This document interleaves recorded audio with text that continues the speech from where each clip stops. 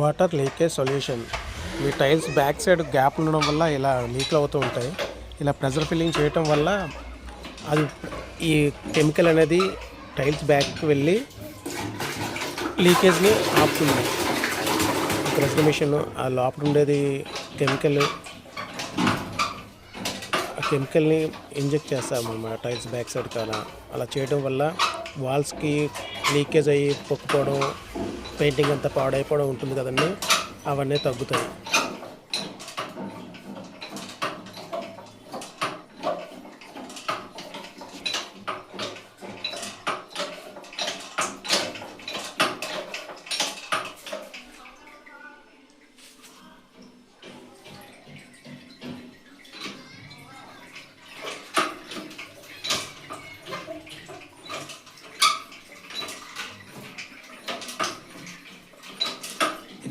ఇక్కడ లాక్ చేస్తే అక్కడి నుండి వస్తుందండి.